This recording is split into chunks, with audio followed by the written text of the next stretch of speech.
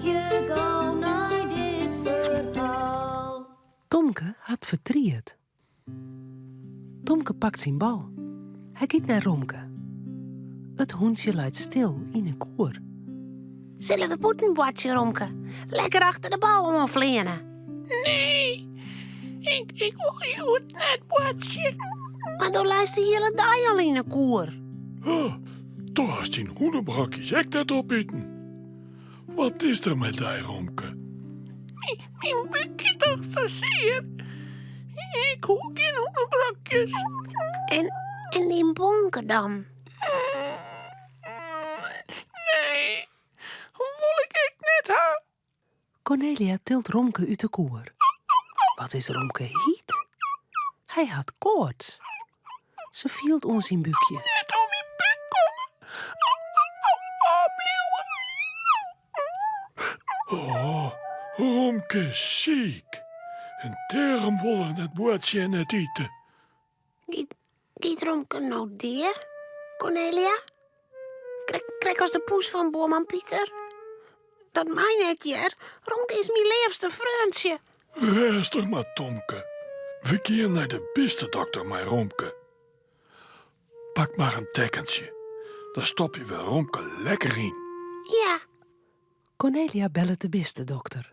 Ze kan dagelijks komen. Even later rennen ze naar de auto. Tomke had Romke warm instoppen. Daar komt Janna Joe aan. we zien hem hinnen. Waarom had Romke een tekentje om? Oh, is hij ziek? Romke is heel ziek. Hij had koorts en een zeer buikje. Oh, arme Romke. We gaan naar de dokter. Ik krijg mij naar die beste dokter. Hij is echt mijn vriendje, hè? Oh, nou, stap er maar gauw in, Janne-Joe. Even later ben ze bij de beste dokter. De dokter leidt Romke op een tafel. Rusjen, waar hebben we hier? Oh, eerst dat tekentje er maar eens aan. Hij is warm genoeg. Dit is Romke, mijn vriendje. Maar hij wil net boatje en net eten. Zijn buikje die tot zo zeer. Kan dokter een beter maatje?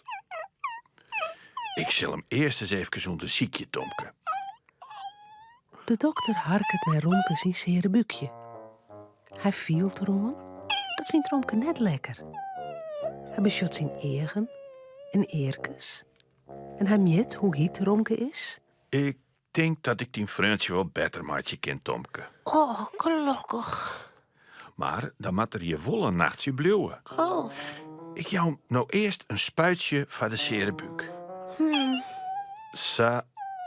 Een liets prikje, Romke.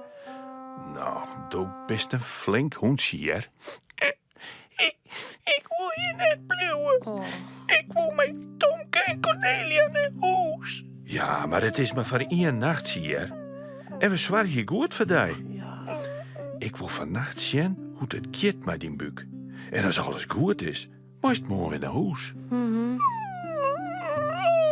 Oké dan. Romke krijgt een mooi plakje bij de dokter. Tomke leidt zijn tekentje een pietje hoe hem hinnen. lekker sliepen, Romke. Maar dat zal ik niet missen. Net kolen, Tomke. Het komt al je weg goed. Tomke zit stil in de hoes. Ik vind het niet anders zonder Romke. Ik mis hem zo. En nou kan ik net niet eens meer bij hem kroepen. Nee. Wacht je. Ik ga een idee. Ik moet even naar huis, ja? Ik kom zo weer om. Oké. En voort is Janne-Joe. Tomke shot naar de lege koer. Hoe zou het met zijn vriendje wezen? Zou die wel sliepen kennen? Zo zijn boekje nog zeer warm. Tomke moet haast werk hoelen. Even later komt Janne-Joe weer om. Met een tas. Wat zou daar nou in zitten? Hier. Voor hij, Tomke. voor mij.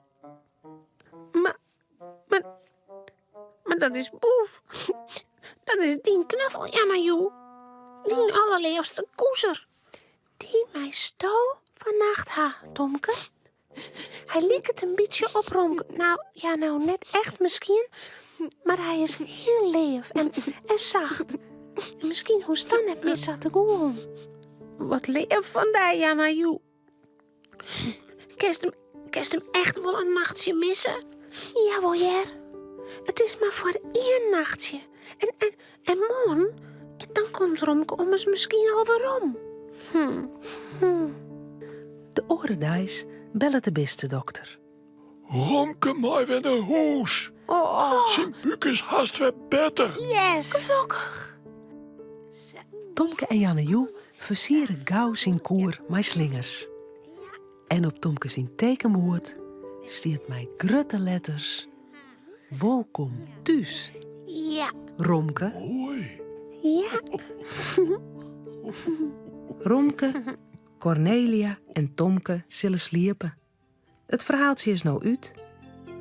Voordat ze op haar bedje kroepen, jouwen ze die nog gauw een tuut.